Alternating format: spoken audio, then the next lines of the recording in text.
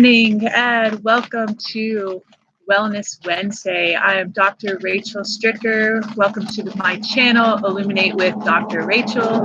So our Wellness Wednesdays are part of our Masterful May, and this is a dedication to diving into a hot health topic. And so today we're going to be discussing all things gut health. Now, this is a big topic. There's so many functions in the gut. And so, we're going to try to touch on as many things as we can, as well as dive into subjects a little more deeply as well. So what I'm going to cover today is first finding the cause. So talking about the testing that I use to find out what's happening in the gut. We'll touch on diet and treatment a little bit with some of my favorite go-to supplements and diets. We're also going to talk a lot about the gut-brain connection. We're going to talk about the vagus nerve and vagal tone. And we're also going to talk about more of the energetic aspects of different parts of the gut. So that's going to be our plan today, and we will dive right into things. If you're joining us today on the live feed, please at any point in time feel free to type your questions. If you're watching this after the fact, after it's uploaded onto the YouTube channel, after the live show is over, you're also welcome to post your questions there, and I will get to them as soon as I'm able to. So I have a naturopathic primary care practice in Eugene, Oregon, and I specialize in gut health. And, for most of my colleagues in naturopathic medicine, taking care of the gut is so foundational, because the truth is if the gut isn't functioning properly, nothing else in the body is really going to be functioning properly either. And so anytime, someone is coming in with a main concern of mental emotional health, we're also looking at the gut health and also looking at the diet, because of that huge gut-brain connection. Anytime I have somebody coming in complaining of joint pain or autoimmune disease, we're definitely looking at the diet and the gut function as well. In women's health, when I have my female patients coming in having issues with their menstrual cycle, having issues with their hormones, we're looking at the gut function, the diet, the detoxification processes. So gut health is absolutely foundational for all different types of health disorders, and is certainly of great importance. And I have gone through my personal struggles with gut health, really ever since I was a young adult, and I've really been able to understand what my body needs, understand how to make sure my gut is functioning properly. And I'm going to share some of those tried and true methods with you throughout this talk today. So one of the main principles of naturopathic medicine is finding and treating the cause. And this is of utmost importance for everything that I do in my practice. And so one of the ways that I really address this with gut health is by using some functional testing. So these are some laboratory testings that really dive much more deeply, are much more customized and very specific to patients. And so one of these ones that I often do are food allergen tests. So this is a different type of food allergen test than what you will find in most conventional medical practices. So a lot of times those food allergen tests might be done with a skin prick test. And sometimes they'll even be done with a blood test, but they'll be testing for a completely different immune system marker. So there's two different types of aspects of our immune system. So there is the immediate hypersensitivity. And when we think about food allergens, we think about someone who maybe has a shellfish allergy. And so they're going to have symptoms after consuming shellfish where the throat is going to swell up. They might have some difficulty breathing. We might be going into more anaphylactic type reactions. That's the immediate hypersensitivity to food that a skin prick test would pick up on, or you would be able to find through the IgE-mediated blood test as well. Now, what I look at, though, is the delayed hypersensitivity reaction. And this is what falls into the line of food sensitivities. And this is IgG blood work. And so this delayed hypersensitivity means that it's happening later on. You might not have these big acute reactions, these strong reactions that are like, oh, geez, I really have this reaction to shellfish. I shouldn't eat shellfish. It might be something that's just creating inflammation in the gut and also beyond. And so the way that this basically works is that we have this lining in the gut. And so what can happen is that you get these little micro tears in the lining of the gut. And these micro tears happen for lots of different reasons. So you've got this kind of underlying inflammation. You're maybe eating these foods that you're sensitive to on a regular basis, not knowing that that's truly what's causing a reaction for you. There also is issues with dysbiosis, so not having enough good gut bacteria to coat that inner lining. And so we end up getting these little micro tears also for bad bacteria that can cause those little micro tears in the gut lining. So what happens is these food particles, these macromolecules of food that aren't totally digested, can slip out into the bloodstream through these little micro tears in the gut lining. And then what happens is that the immune system will wage an attack on that macromolecule of food. So the immune system is made to pick up on foreign invaders. And that's what it does when it recognizes viruses and bacteria and all these things that are not of its own cellular makeup. And so it does the same thing with this macromolecule of food. So it'll see this foreign invader and it'll wage an attack. And when the immune system wages an attack, it doesn't just stay all in one place, but you kind of have this systemic inflammation all the way around. That's why some of these food sensitivity reactions can certainly cause issues in the gut itself. So having things like IBS, having digestive issues, but then that inflammation can also go and settle in the muscle tissue and in the joints that look like joint inflammation, that look like autoimmune disease, or there's something that's triggering that immune system reaction. So that's kind of how food allergen tests work. So I do a really simple blood draw that will test against food. So there's two different ones. You can do a smaller panel that looks at 96 foods, or you can do a bigger panel that looks at 186 foods. So a great variety of foods. And then it shows it in level. I have a slight reaction to this food, or I have a big reaction. And what we do is we remove those foods from your diet for a period of time. Usually when I'm working time is a couple of months, and then we'll slowly retest those foods because we're also doing a whole bunch of gut healing, which I'll talk about in a few moments. But we do a lot of gut healing, and then we'll slowly try to reintroduce those foods and see if you continue to have a reaction to them, or if truly the gut is healed and you won't be able to you'll be able to consume some of those foods, especially the ones that were maybe in the lower category of reaction. So that's one of the main tests I do for looking at gut issues and food sensitivities. Another test that I really love is doing a comprehensive stool analysis and parasitology. So what this involves is that you do a 3-day collection of the stool. We send it off to the lab, and they run this whole panel, like really comprehensive look at what's happening in the gut, and especially in the lower intestines. So this will look at both your good and your bad bacteria. And actually it looks at 3 different categories. So it'll look at expected beneficial bacteria. So do you have enough of those bacteria, of those microbes that are supposed to be there, and are they at high enough amounts? And then it looks at imbalance. So maybe this is that you don't have enough of the good bacteria, or maybe you have too much, but not quite in a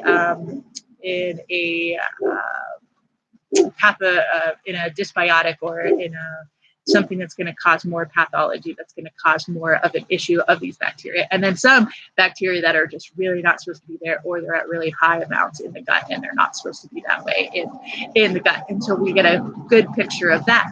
It also will look at yeast and candida to see if there's an overgrowth of any issues with that, which is really common. We'll talk about candida in just a little bit as well. And then it also looks at parasites, so seeing if there's any parasite overgrowth. Those things will show up on the stool analysis as well.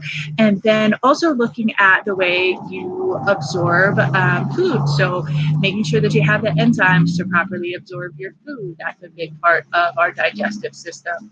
It'll also look at making sure that you don't have any blood in the stool, that we might need to investigate that a little bit further. It also looks at something called short chain fatty acids. So short chain fatty acids are really interesting and really important in the gut as well. So they're really made by our good, healthy gut bacteria that we want to be there. So, we may see too low short chain fatty acids if there isn't enough of that good gut bacteria. Interestingly, when you have a proper amount of those short chain fatty acids, it also helps to lower the pH. So we want to have a low pH in the digestive system. So, a lot of there could be a lot of confusion talking about, oh, you need to have this more alkaline body, you need to have this more alkaline diet.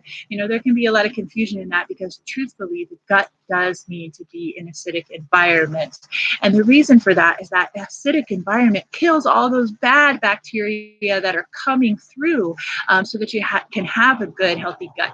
So when you have too high of a pH, when you have too alkaline of a pH, that's when things like parasites and bad bacteria and yeast can really come into play. So we want to make sure that we have those good gut bacteria and we keep that pH in the gut nice and low.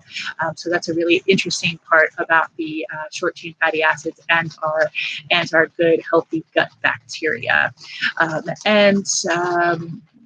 There's some other interesting aspects also looking at the microbiome as a whole. There is something interesting called biofilms that can happen in the gut.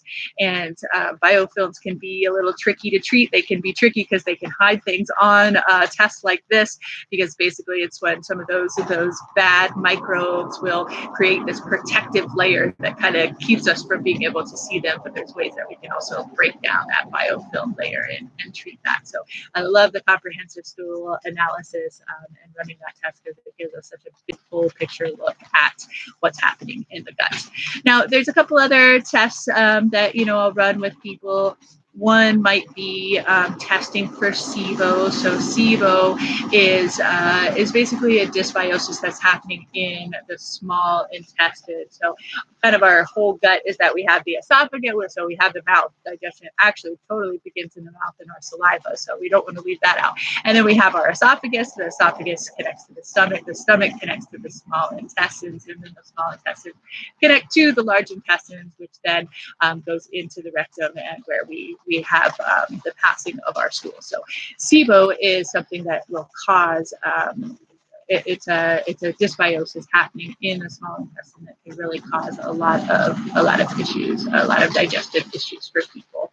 And sometimes I'll also test for something called H. pylori, which is a really common bad bacteria that can happen in the stomach and cause a lot of issues for people as well. So those are just a couple other tests that I might run on top of the comprehensive stool analysis and food allergen, again with the goal of finding the cause, finding the reasons for the gut issues.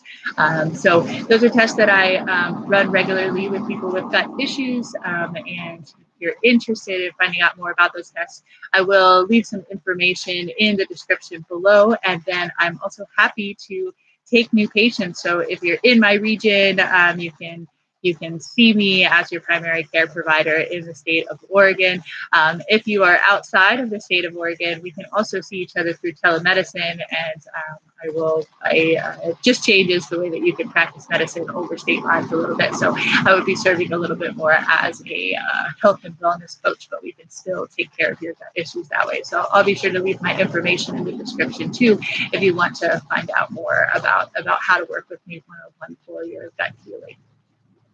So we're going to talk about diet just briefly. I'm going to touch on a couple of important dietary aspects, and I want my take home on diet to be this: that there is no perfect diet for everyone. What is the most important thing that you can do is figure out what diet works for your body. And that is going to be different from your significant other, from your family members, from the people that are on an online chat with you.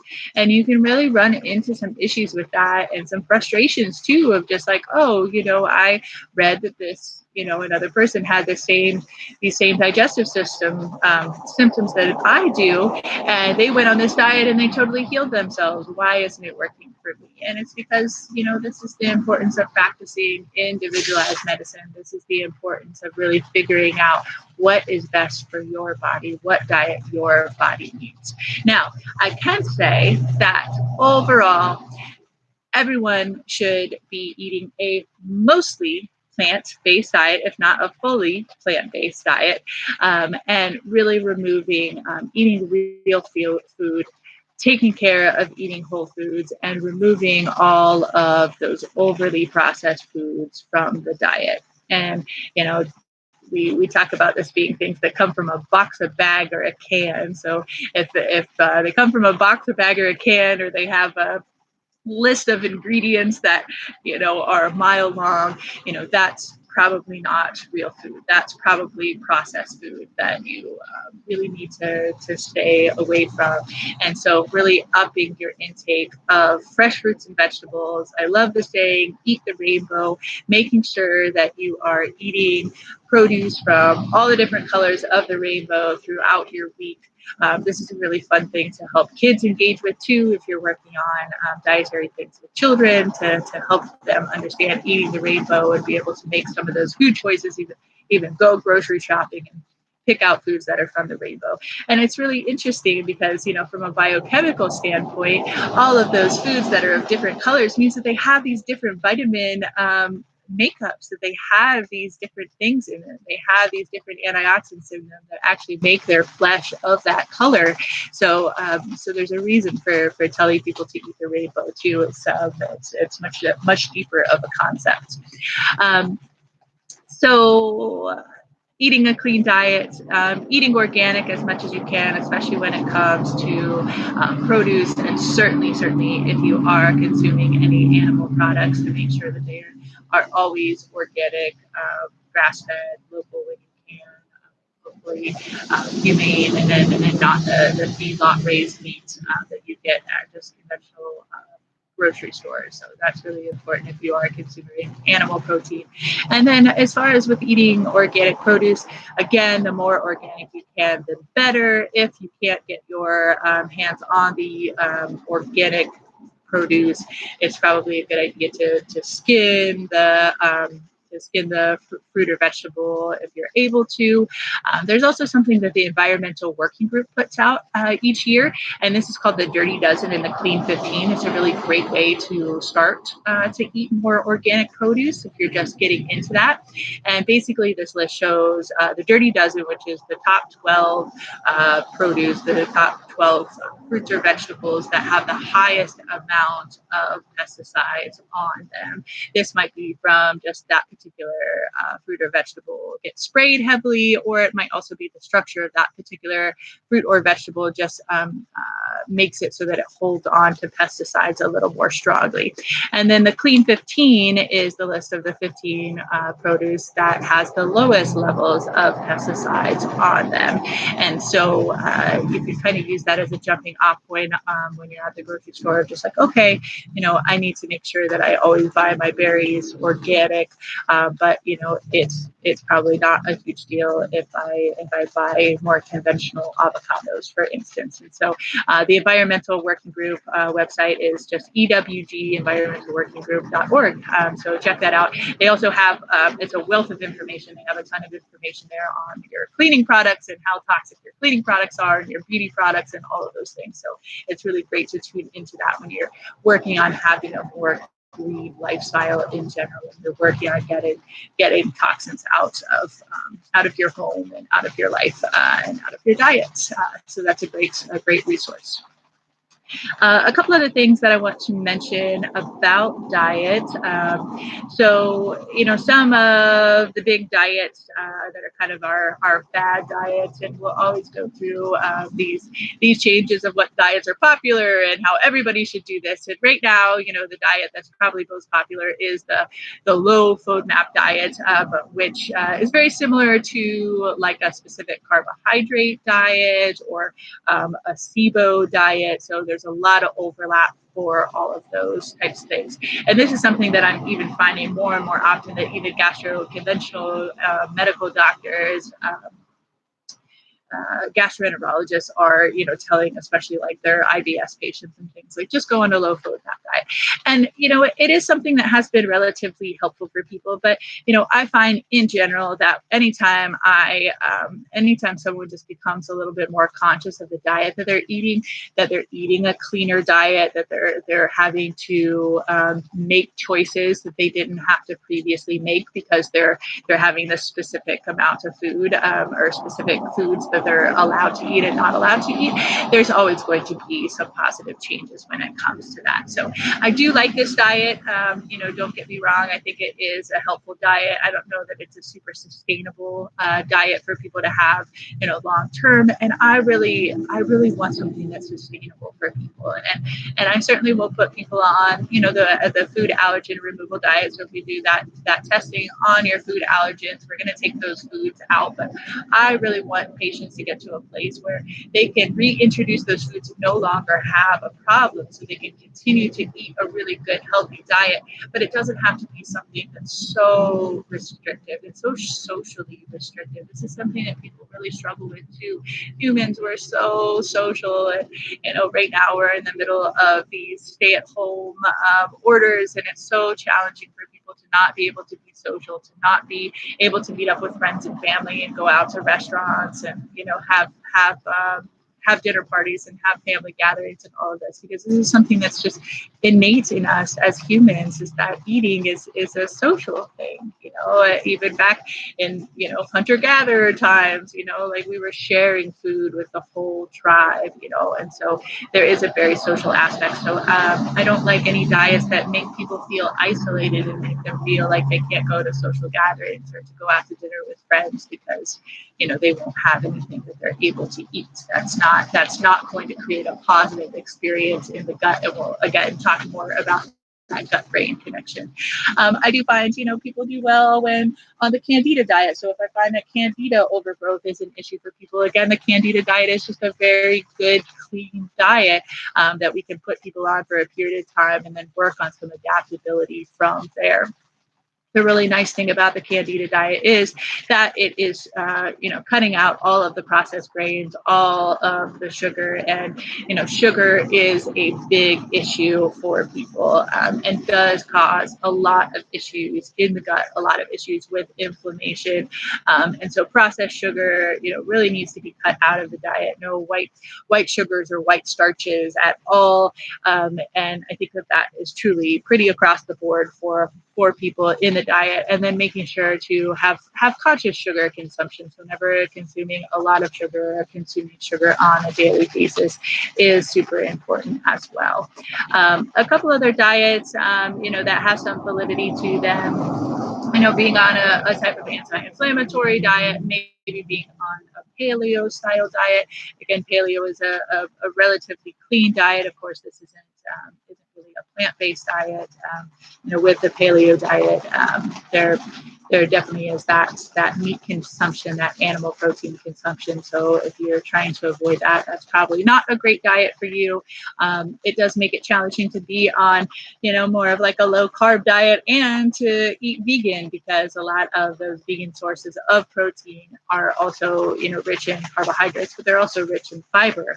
And I don't like people, again, to be on diets long term that are low in fiber, and you run into that issue issue a little bit with some of those low FODMAP or low carbohydrate diets is that they are sometimes relatively low in fiber, especially if people aren't eating enough good, healthy vegetables and fruits that are high in fiber. And fiber is of utmost importance in the gut. It's really what helps us to have good, healthy bowel movements. It helps tremendously with those short chain fatty acids that I mentioned earlier. So there are good gut bacteria that need that carbohydrates to be able to live off of. And our gut bacteria is one of the things that's producing a lot of our essential vitamins in our body too. So again, if we don't have a good balance of those, we're also going to become vitamin deficient in a lot of different ways. And I'm going to talk about vitamin deficiency when we talk about bowel movements in just a little bit too. Every once in a while too, I will also put people on either short-term fasts or doing something called the elemental diet. The elemental diet is really interesting. It's basically just consuming a powder that it has amino acids in it, so you're getting some building blocks of nutrition and some basic vitamins and nutrients, while just allowing your gut to totally just rest and relax. And this is the same idea that we see in fasts as well. So there's different types of juice fasts and things that people can do, and then certainly doing water fasting as well. Short-term water fasting for most patients, and when I say short-term, usually doing a 3-day fast is important. The cells of the gut turn over every 3 days, so you want to do your fast for at least 3 days if you're able to. And that's kind of about the time that I'll have people do water fasts, at home if they're again medically stable enough to do that. And then if you want to get into more long-term water fasting, that needs to be done under more supervision. And there actually are, water fasting clinics even here in the United States that have many of my colleagues that actually trained at a water fasting facility and saw pretty powerful results for people, especially people suffering from different types of chronic diseases. So there certainly is something to fasting. Intermittent fasting is a really big kind of fad right now. I think that there is some validity to it, although I think that a lot of people don't necessarily do it correctly. There's the idea of intermittent fasting that, people are basically just skipping breakfast, like they're just like, oh, well, I'm intermittent fasting and I just don't eat until later in the day.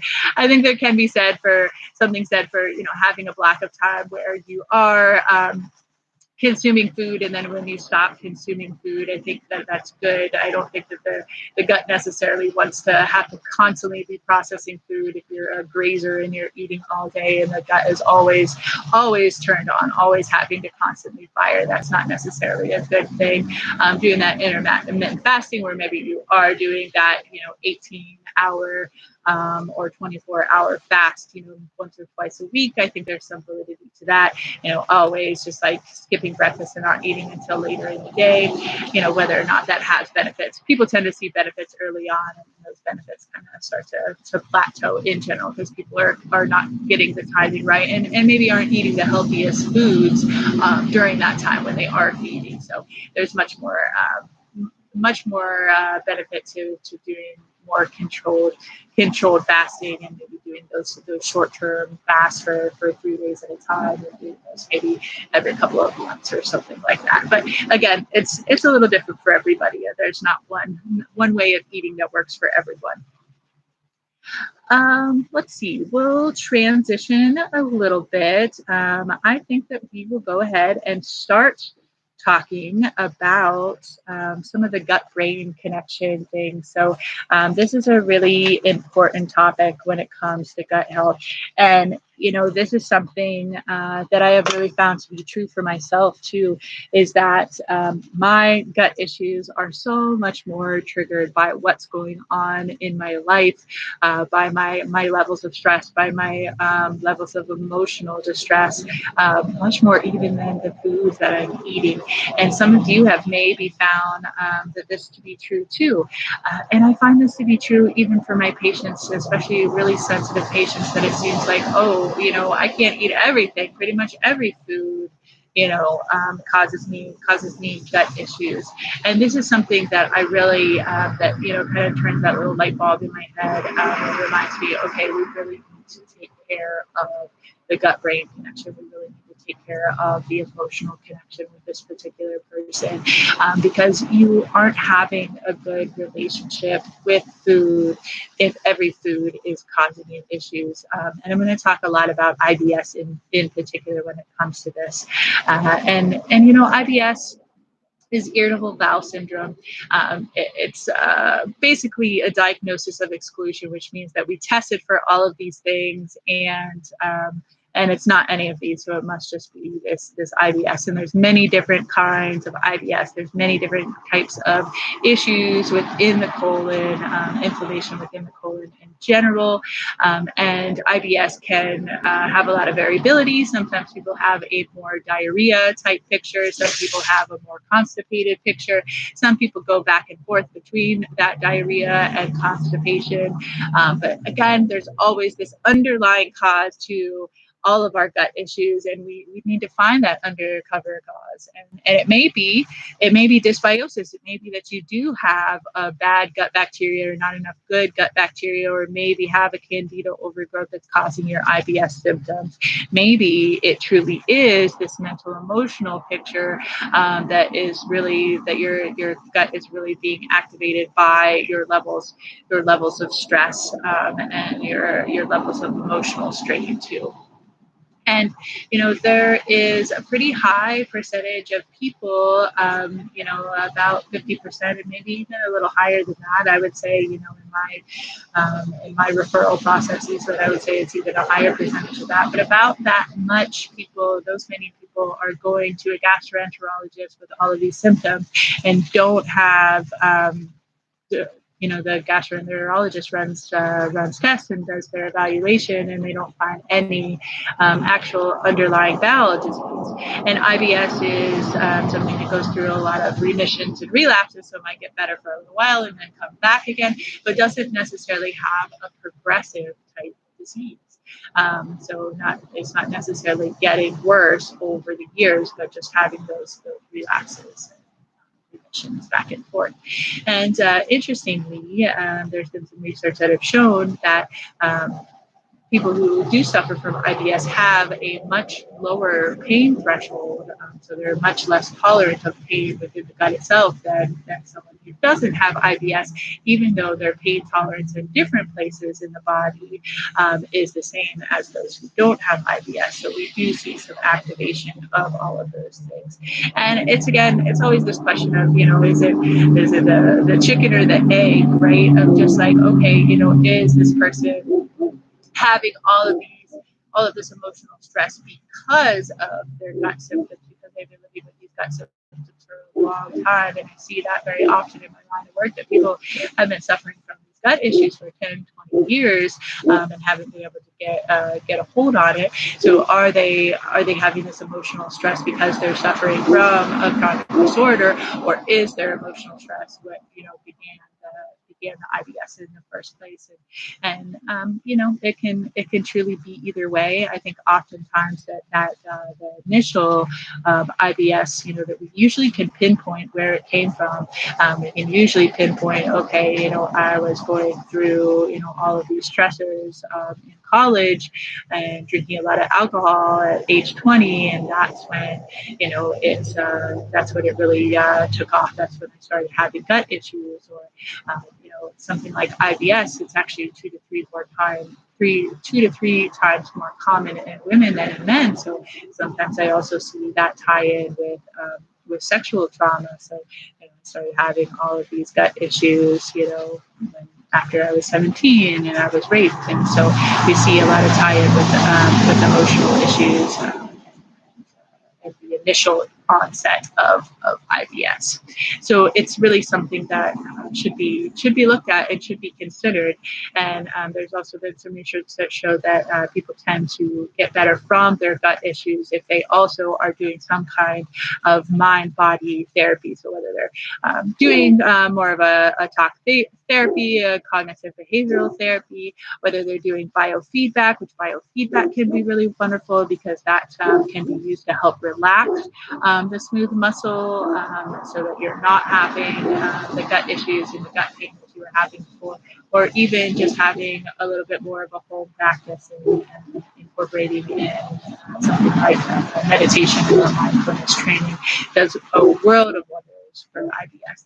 And I find that people with gut issues in general, we have to have a conversation about the way that we're eating. So I make sure that all of these patients are taking their time to sit down and eat, and not eat when they're feeling stressed or angry or having any other very strong emotions, that they're not, watching like crime shows or horror flicks or anything like that while they're eating food, and they're not eating food while they're driving in traffic and those sort of things, but really being able to sit down, to slow down, to do some breathing exercises, to chew their food fully and completely, and to be able to have the ceremony of eating be one that is calm and present, because truly that's the aspect of the nervous system that we need to have to properly digest food. So we've got our sympathetic nervous system, and we've got our parasympathetic nervous system. And we talk about the parasympathetic nervous system as being rest and digest. So guess what?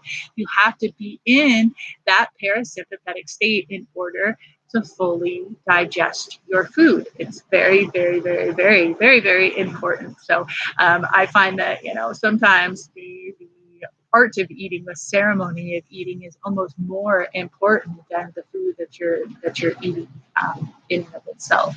And one way to take care of this is to work with the vagus nerve. So the vagus nerve is really interesting. It is our longest nerve that actually runs, from the brainstem all the way down to the bladder.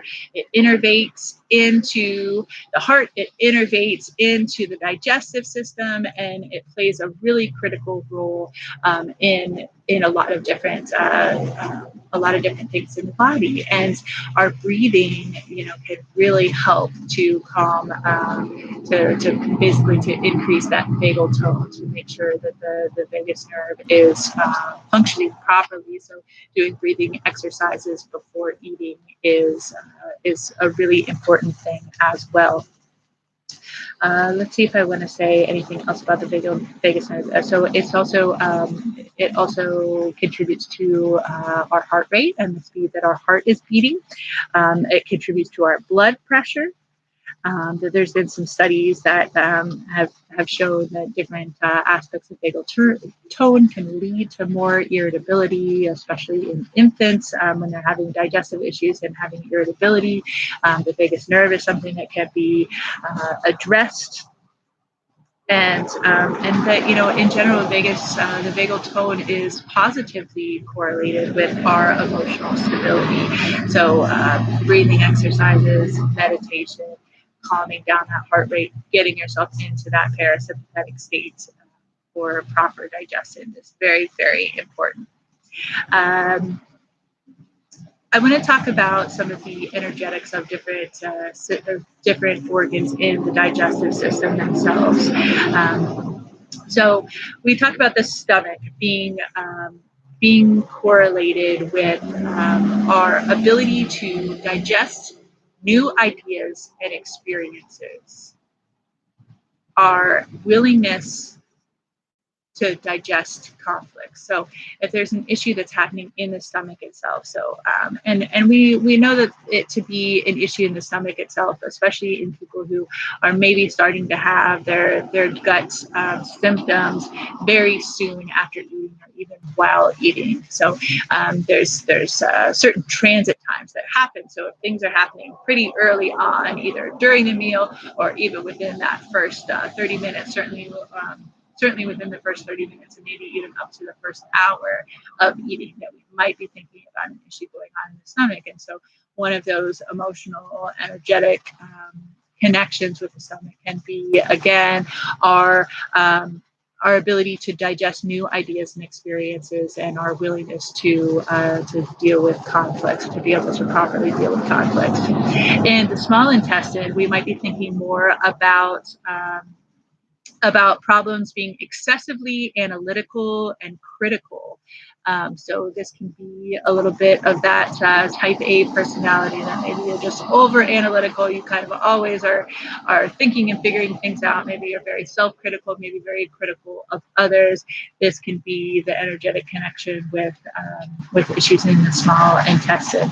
And then in the colon, this is our ability to let go of what's no longer needed. So issues in the colon may be connected to our ability to let go and forgive the past, forgive ourselves, forgive other people, to be able to let go of things that maybe we're grieving about, that we haven't been able to let go of. I talked a lot about grief and forgiveness in my Wellness Wednesday talk last week on mental emotional health. So if there's maybe that kind of tie-in with you, go back and check out that video where I talk about that more.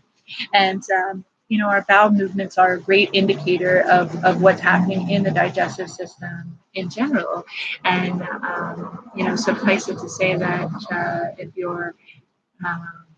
if you're constipated, if you're not having good regular bowel movements, that you're probably also quite toxic. So the longer that stool is sitting in the large intestine, sitting in the rectum, the more likely you are to reabsorb toxins that you're trying to excrete.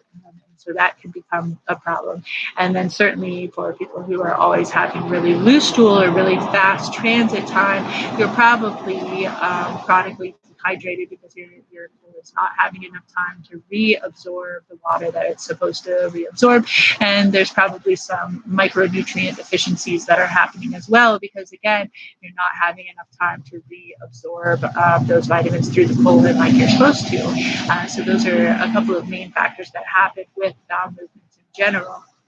So very similar to sitting and taking your time to eat and to properly chew your food and properly digest your food and all of those good things. It's also of utmost importance to sit down and take the time to have a good regular bowel movement. And so, I can say from my personal experience, one of the reasons that I used to have a lot of digestive issues and have a lot of issues with the bowel movements is because I wouldn't just refuse to sit down and take the time to have a full bowel movement. So, I was always just, rushing through school, rushing to go to the next activity, to get into my sports. And I didn't have time to just sit down and have a nice luxurious bowel movement. I had places to go and things to do. And so that really affected the way that I had bowel movements, because if you aren't sitting down to give yourself that time, you're likely going to have incomplete stool, or you're likely going to have that anxiety component that's just like, oh, we got to push it out, super, super fast. And then that's when you do end up having more loose stool, or, creating things like creating the constipation, or creating the blockages. So having that leftover stool, which also then can lead to issues in the anus. So, you can end up having an itchy anus, having micro tears in the anus, because the stool is not supposed to be stored there. But if you're not having a complete bowel movement, it's likely to happen, and that tissue isn't made to be able to store it. So that tissue gets irritated. So all of those things can happen. So always making sure to sit down and take that proper bowel movement. I really am a fan of the squatty potty, and either having a squatty potty in your home, or truly just getting any stool that allows your feet to be lifted up off the ground, maybe 6 to 8 inches, because that really helps you to get into much more proper form for the colon. So the way that we sit on the toilet, especially depending on the size of your legs, it's not really a proper position to have a good healthy bowel movement. So lifting the feet up a little bit so that you can get better into that position makes a huge difference for people. And I think that once somebody starts using the Squatty Potty, there's no going back. It's a wonderful thing. And then you'll find that, when you have to have a bowel movement elsewhere, if you're out in public or at a friend's house, you're going to be like looking around to see what you can put your feet up on to elevate your feet up off the ground a little bit, which, it's great to come into that habit. So having good, healthy bowel movements is of utmost importance. We'll talk a little bit about some of my go-tos for treating gut issues. So again, I believe very much in individualized medicine, in custom treatment plans. So by no means this is going to work for everyone, but these are a couple of the go-tos. So being on a good quality probiotic, on my probiotics, I like to see a good wide range of different beneficial gut bacteria in there. There should be at least 25 billion units in there, and again, be of a good range. So maybe a couple of different forms of the lactobacillus, maybe a couple of different forms of the bifid bacteria. So those are both some of those most beneficial gut bacteria, and then there's a couple of the streptococcus ones that are important too. So if you can get a probiotic, that's a good range of that. I do have a couple of my go-tos. I'm not going to give specific brand names today in this talk, but if you'd like that information, you can certainly reach out to me personally and we can talk about it. I do have a couple of go-to probiotics that are my favorite ones and tend to be the most effective.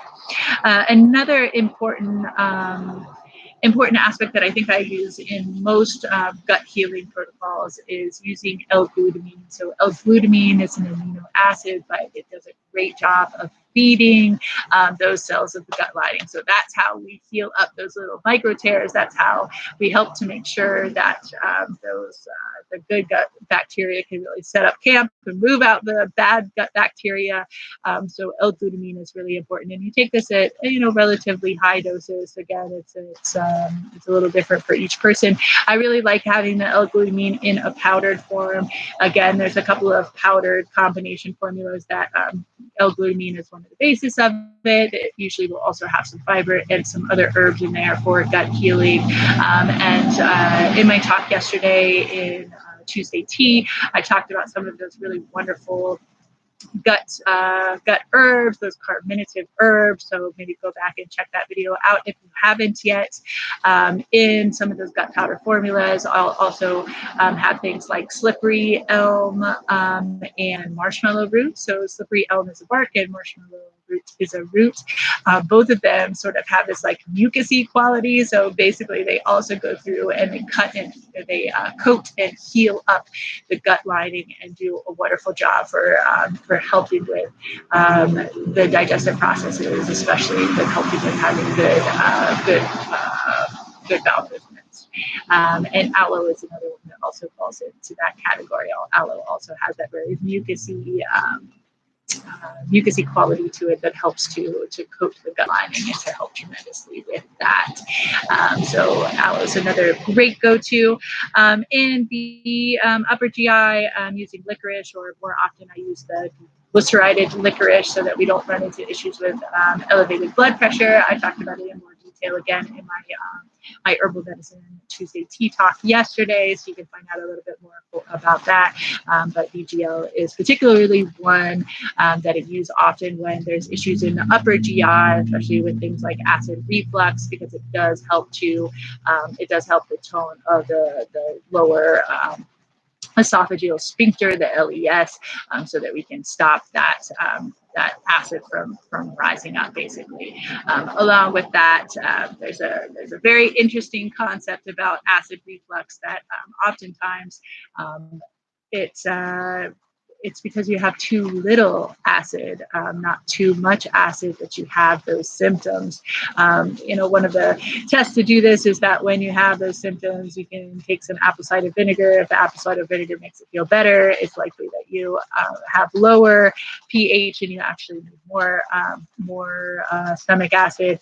If it tends to make it more burny and it hurts more, and maybe that you do truly create too much acid, it's a very counterintuitive intuitive thing that happens with a lot of those, both prescribed and over-the-counter antacids, is that you're trying to suppress this acid, but actually it's because you have too low pH, you have too low stomach acid. And so a lot of times I am using digestive enzymes that have HCl in them, and HCl is that stomach acid that helps to lower that pH. So a lot of times I'm using that HCl. I usually do a test and make sure that it is truly someone who has too low of stomach acid and not too much, that we would treat it differently if in fact that person was feeling too much stomach acid. A couple other things that I really liked. I talked briefly about the biofilm layers, certainly doing that testing, finding out if there are any parasites, if there are any candida, and then we would treat those particular that particular dysbiosis separately. If I have concerns that there might be an issue with the biofilm, which I see frequently in people who have chronic digestive issues, or if we already are seeing on your test that you have quite a few areas of dysbiosis, and we're treating those, and we're not quite getting as much healing as we need, we may then go into the biofilms and try to break up that biofilm layer so that we can figure out what other microbes may be also causing issues. Another gut supplement that I really like that I didn't talk about in tea time yesterday is Triphala. This is an Ayurvedic herb. It's actually a combination of 3 different herbs, but Triphala is really wonderful for helping with gut issues. It tends to just be overall balancing. So in Ayurveda, we talk about the doshas, which are these constitutions, and Triphala is great for all 3 of the different doshas. Vata, so too much Vata often causes a lot of gut issues, certainly a lot of things with constipation, and certainly a lot of issues either with the emotional aspects that are connected to the gut. So balancing the Vata is important. Pitta issues are also very strong in the gut. The Pitta issues is going to be more on the side of like inflammation or the acid reflux and things. And so sometimes we need to lower down that Pitta fire. The Pittas also have a susceptibility to having more gut issues, having more diarrhea, and having more gut issues, especially when there's a higher amount of stress that happens. But Triphala does a great job of balancing all 3 of those doshas, as well as, of course, the need to address the mental emotional aspects for that too much Vata or too much Pitta that might be causing an issue. Well, my friends, I think that I'm pretty wrapped up on the things that I wanted to talk about and cover. So I know, as always, this is so much information. I don't expect you to take all of this information all at once, but I hope that there were some key points along the way that maybe got you intrigued, that maybe got you thinking about your own gut health or ways to help solve it. Again, this is the gut health is a very individualized journey, but an important one. It's been a pretty lifelong journey for me, so I understand where you're coming from. I understand the difficulty with it. My best recommendations is to maybe figure out what the cause of that underlying gut issue is and really treat that cause, to find the diet that your body really needs and really craves, that's one that's based on real food and real whole foods, nice and fiber rich, feeding the rainbow, and then certainly taking care of that gut-brain connection, making sure that you're having those breathing exercises, you're taking time to sit and properly eat and properly chew your food, and you're taking care of any of those emotional things that you're really storing in the gut.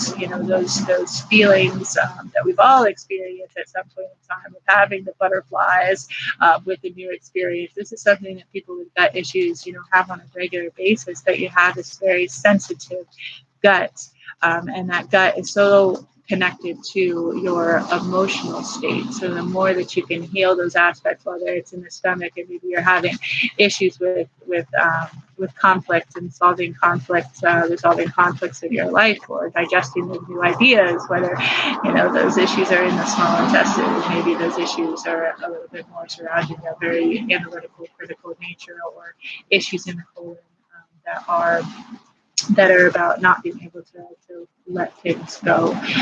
Maybe tuning into some of those energetic, emotional issues and being able to solve them. Certainly, as well, if you have a history of any underlying abuse or sexual traumas, taking care of those makes a huge difference. Making sure that doing some type of therapy in the mental emotional realm, whether you're doing your meditation, your mindfulness training, or doing talk therapy, or doing something like biofeedback, to make sure that you are addressing that emotional connection in the gut. It's very, very important. We got to make sure that we have that proper pH so that we are protecting the body, we're supporting the immune system. We got to make sure that we're having those good, healthy bowel movements. So we're getting rid of waste, we're properly detoxifying, we're properly absorbing our nutrients from our food that we need to be doing. And again, I'm here for any questions that you may have. I'm here if you are interested in working with me one-on-one on your gut health issues. We will certainly take that very holistic approach, see what kind of testing is needed, and make sure that we're taking care of yourself, mind, body, and spirit at all times. Thanks for tuning in today, and I welcome your questions. Tomorrow we'll be back for another installment of our Masterful May, and we'll be doing our Thursday table, another live cooking show, and we're going to be making some vegan, gluten-free, savory muffins for breakfast tomorrow at 9:30 a.m. Pacific Standard Time. Looking forward to seeing you again. Bye.